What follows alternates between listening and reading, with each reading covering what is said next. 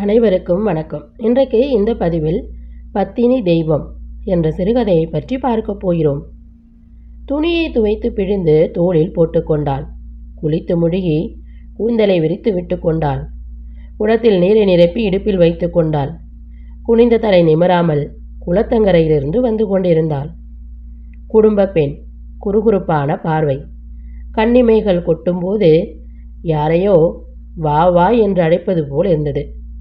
சிரித்த முகம், குழி விழுந்த கன்னங்கள், நடக்கும் கைவீச்சில் ஒரு கவர்ச்சி, நடையிலே ஒரு சிருங்காரம், நடுநடுவே தண்ணீர் தொலக் தொலக் என்று தழும்பும் சத்தம். அவள் பெயர் முத்தம்மா. ஆண்டியப்பனுக்கும் அவளுக்கும் கல்யாணமாகி 10 மாதங்கள் தான் ஆகியிருந்தன. முத்தம்மா. இப்படி அவளுக்கு பின்னால் இருந்து ஒரு குரல். திரும்பி பார்த்தான். ஒரு காலத்தில் அவள் உள்ளத்தை கொள்ளை கொண்டிருந்த சாத்தப்பன் அங்கே நின்று கொண்டிருந்தான். இவன் எப்படி இங்கே வந்தான்? இவ்வாறு யோசித்து கொண்டு முத்தம்மா பேசாமல் நின்றாள். சாத்தப்பன் ஆபாசத்தோடு அவளை நெருங்கினான்.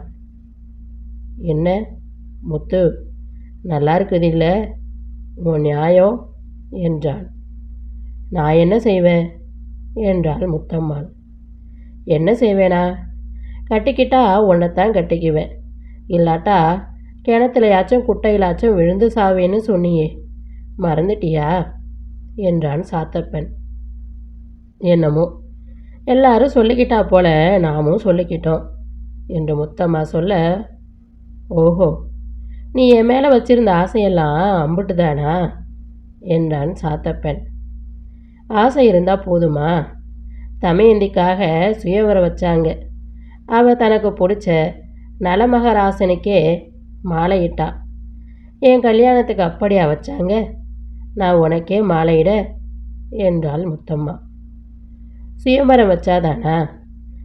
பொம்மியம்மா மதுரை வீரன் சாமியோட ஓடி வந்த மாதிரி நீ என்னோட ஓடி வந்துட்டா என்ன என்றான் சாத்தப்பன்.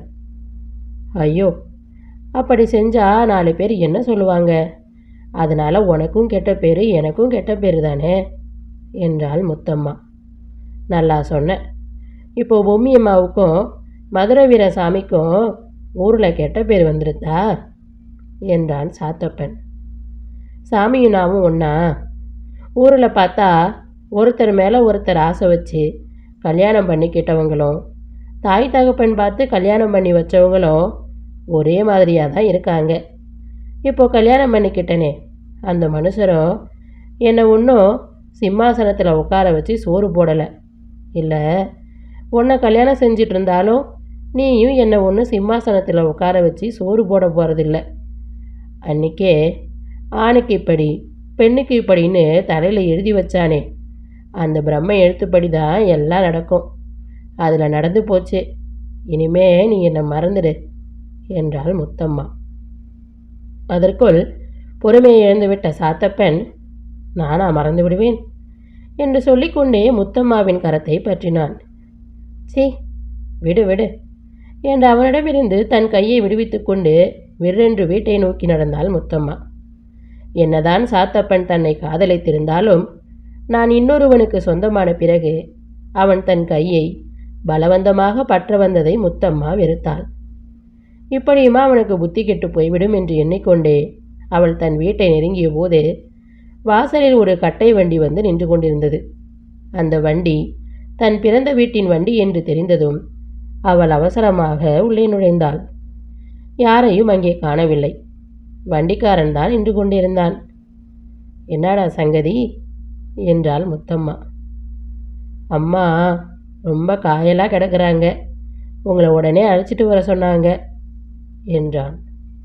ஐயோ, அவரு கூட வீட்டில் இல்லையே, மாடு பிடிக்க போயிருக்காரு, அவர்கிட்ட ஒரு பேச்சு சொல்லாமல் வரலாமா என்றாள் முத்தம்மா.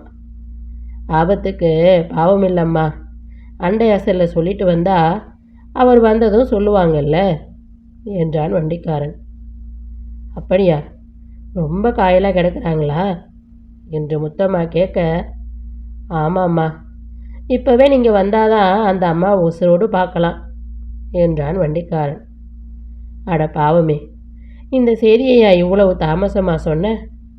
ஓடு போ, வண்டியை கட்டு.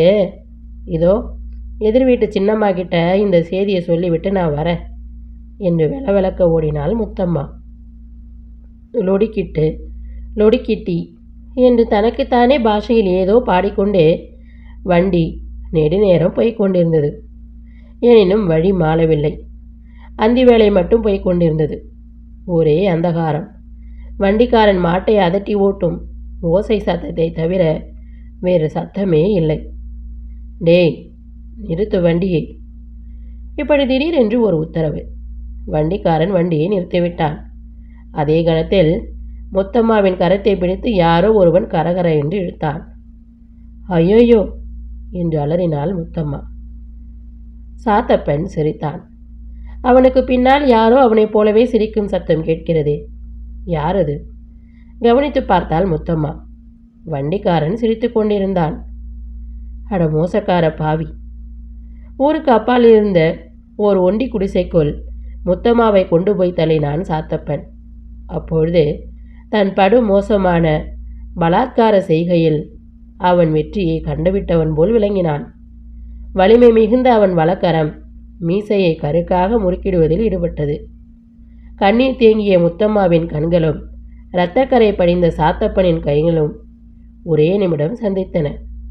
அடுத்த நிமிடம் நாளை காலை 4 மணிக்கெல்லாம் அடுத்த ஊர் ஸ்டேஷனிலிருந்து அரக்கோணத்துக்கு வண்டி போகுது. அந்த வண்டியில் நாம் 2 பேரும் போகணும். தயாராயிரு என்று அதிகார கட்டளை. உடனே கதவை அடைக்கும் சத்தம். கலகலவென்று சிரிக்கும் சத்தம். பெண்ணுடன் பிறக்காத பேய் அற்ப வெற்றியின் அளவில்லாத ஆனந்தம் கொண்டு இறைந்து சிரித்தது. இருட்டறையில் தனியே விடப்பட்ட முத்தம்மாவின் உள்ளத்தில் எதற்கென்று தெரியாத ஓர் அமைதி. அந்த அமைதியில் பாரத நாட்டு பெண்மணிகளுக்கென்றே பிரத்யேகமாக அமைந்த கற்பை காப்பாற்றிக் கொள்ள வேண்டுமே என்ற கவலை. உடனே அவள் மனக்கண் முன் ஒரு பெண் உருவம் காட்சியளித்தது. தாயே, தாங்கள் யாரோ? நான் தான் பத்தினி தெய்வம் குழந்தாய். உன் கற்பை காப்பாற்றிக்கொள். அப்படியா? அந்த பாவியின் பலாத்காரத்துக்கு முன்னால் என் கற்பு காப்பாற்றப்படுமா? எப்படி காப்பாற்றுவாய் தாயே என்றாள் முத்தம்மா.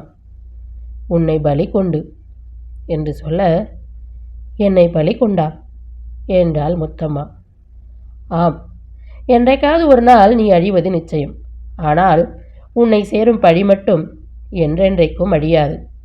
ஆகவே நீ பழிக்கு பயப்படுகிறாயா அல்லது பலிக்கு பயப்படுகிறாயா என்றது தெய்வம். பழிக்குத்தான் தாயே என்று முத்தம்மா சொல்ல, அப்படியானால் எனக்கு பலியாகிவிடு என்று அந்த உருவம் சொல்ல, தங்கள் சித்தம் என்றாள் முத்தம்மா. விடியற் காலை 3 மணி இருக்கும். சாத்தப்பன் வந்து கதவை திறந்தான். பலாத்காரம் படுதோல்வி அடைந்திருப்பதை கண்டான். ஏனெனில் முத்தம்மா அவனை வரவேற்கவில்லை. அவளுடைய உயிரற்ற உடல்தான் அவனை வரவேற்றது. அதை கண்டதும் அவனுடைய உள்ளம் பதைபதைத்தது. முத்தம்மா என்று அழைக்க வாய் எடுத்தான். வார்த்தை வெளிவரவில்லை. தூக்கு கயிற்றை போல் துக்கம் அவனுடைய துணிந்த நெஞ்சை இறுக்கிவிட்டது போலும். அடுத்த நிமிடம் ஆந்தையின் அழுகுரல் அங்கே நிலவியிருந்த பயங்கரமான நிசப்தத்தை கலைத்தது. இத்துடன் இந்த கதை நிறைவடைந்தது. அடுத்து வரும் பதிவில் மற்றும் ஒரு நல்ல கதையுடன் சந்திப்போம். நன்றி, வணக்கம்.